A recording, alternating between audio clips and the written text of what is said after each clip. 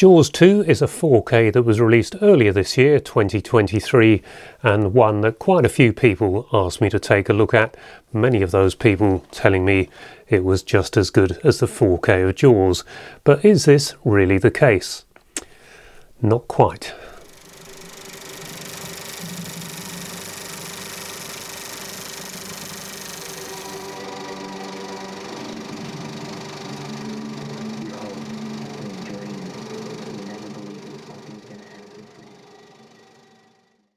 Given that people have been telling me Jaws 2, the image quality was on a par with Jaws, I thought the first thing I've got to do in any review of Jaws 2 is take a look at Jaws. And initially, this did not look as good as I remembered it. And this really goes with what I've been saying, or what I'm constantly saying, all our systems are different. And in this case, I was now using a UHD 50 video projector rather than a UHD 550X, and it took some fiddling to get everything back the way it was, and the end result, Jaws looks as good as ever, if not better than ever. And that fiddling, I know some people have a bit of consternation because, like most people, you just want to put a disc in, sit down and enjoy it. But I do enjoy the fiddling. It makes 4K video projection more like film collecting. I do also fiddle with Blu-ray and DVD actually, because there's generally something you can do to get the best out of a disc. And this goes back to my, well, when I was at the heights of my Super 8 collecting and my never-ending determination, aspiration to get the best possible quality from Super 8 film. And in this regard, with this projector here, which was worked on by the amazing Bill Parsons installing the HDR lamp conversion, this is likely to be the best possible Super 8 image quality you're ever likely to see. So that determination has followed me into the video projection era, and that's why I'm always determined to get the best from a particular disc. And I do still think that Jaws is possibly the best 35mm cine to video transfer I've seen. That probably goes for the Blu-ray as well as the 4K, because the Blu-ray too was quite a sensation when that first came out. But Jaws 2, as a result of the settings I've found for Jaws 2 actually look better too. So I think these two are very well suited to each other. It's just that Jaws has got, well, it's just got more bite than Jaws 2. And I'm saying that because there's something about that imagery. Yes, I think Jaws 2 has got a finer film grain structure, but that does vary, of course. Like I'm always saying, you go into dark sequences indoors or nighttime sequences, film has a sensitivity and it varies. The more light you have, the finer it looks, the sharper it looks, the better the colour is, things like that. And where you've got a dark sequence in Jaws 2, probably not as good as the rest of it, and some may say it's got variable film grain for that reason. But Jaws, I think it's got a coarser film grain look overall than Jaws 2, but the colour on Jaws, to my eyes, appear to be richer than on Jaws 2, and possibly too the image is better defined on Jaws, so sharper than Jaws 2, but it could be those richer colours giving that impression. The film grain at times, as I said, does look coarser on this than on Jaws 2, but overall this gives a better impression, probably because of the colour and the superior density, the contrast, that gives the image a sort of richness that, although very good on this, is just not quite as good as Jaws. But I do think this is very good image quality. But there's another factor with the transfer of Jaws. This one was scanned at a higher rate than Jaws 2. I believe this one was scanned at 4K, and this one, I can't remember the exact rate, but it was around 5.5K. I think it was 5.6K or 5.3K, and that seems to give it the edge. That's what I think makes the difference, and it's possibly why the film grain structure is slightly coarser for much of the film, well, for some of the film at least, but it's just got that bite, as I say, and it just gives it that superiority. So it could be something important going forward. Perhaps these 35mm transfers, the full frame anamorphic 35mm transfers, need to be scanned at a higher rate than 4K. So the image quality of Jaws does make the film more involving for me than the image quality in Jaws 2, and that goes for the film too. I did see Jaws 2 back in 1978 at the cinema, and I didn't particularly like it then. I think I like it more today, but I find that the first half of the film is better than the second half, when the teenagers are a large part of the story. I found them quite annoying in 1978. I still find them quite annoying today. But I went to purchase this one when it was first out. I went into FOP in central London. It's called the Covent Garden FOP.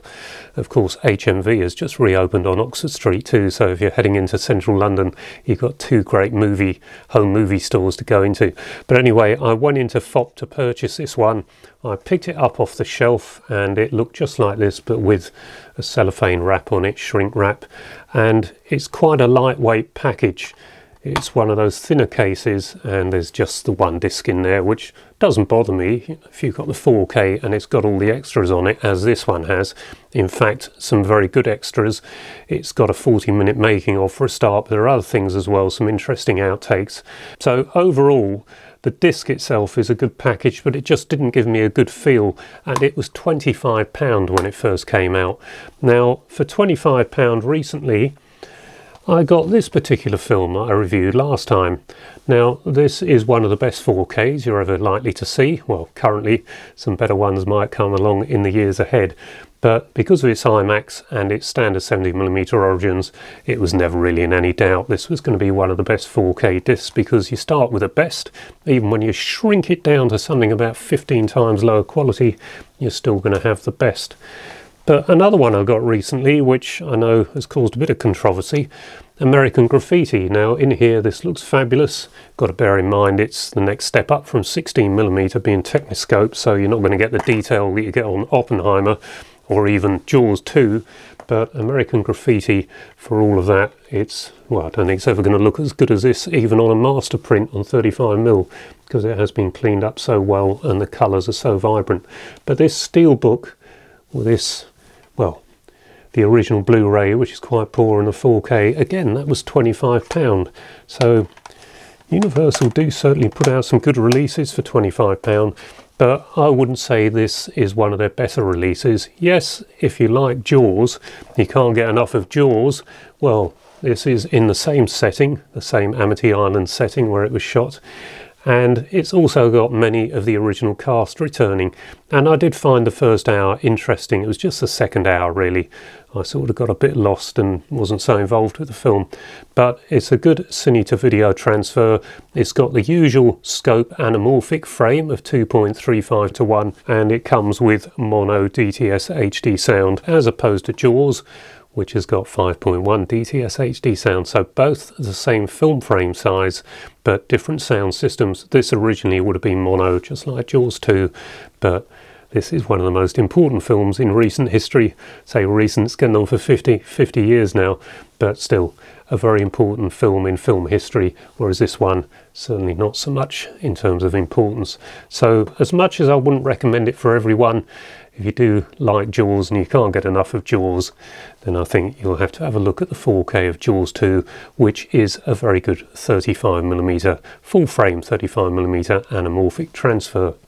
It runs for just under 2 hours, and I can't remember the exact amount, but I think this took around 40% of the original film at the box office worldwide, so that probably tells its own story. So something to maybe consider if you're considering a purchase of Jaws 2 on 4K. Now, before I go, Splice Hero Projected Odyssey. This got released, a limited release on Blu-ray in Australia, and thanks to young Clark Teddles over there in Australia, because they're only shipping to Australian addresses, I managed to get one all the way over here in Blighty.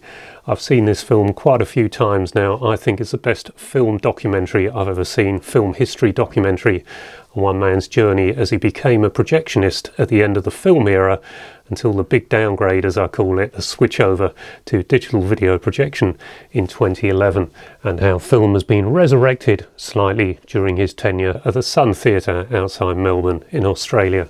Wonderful film, runs about 2 hours. I can't really advise you how to get one. If you've got friends in Australia, then I'll dig out the link and I'll put it in the description below, and maybe you can snag one of these Blu-rays. Very limited, but there are DVDs as well. However, don't panic, because Rob Murphy, the filmmaker, the star of this show, he's hoping to announce a European distributor sometime soon, so I'll keep you updated on that. But I've watched all the extras on this, which of course I hadn't seen previously. I'd only seen the film, and they're all wonderful too. All the outtakes, just brilliant. Wonderful piece of filmmaking, Rob, so thank you for that. Congratulations. And I think that brings us to the end of this video. I hope you enjoyed it. If you did, please give it a like and perhaps consider subscribing so I'll be encouraged to carry on creating content like this. Until the next video, bye bye for now.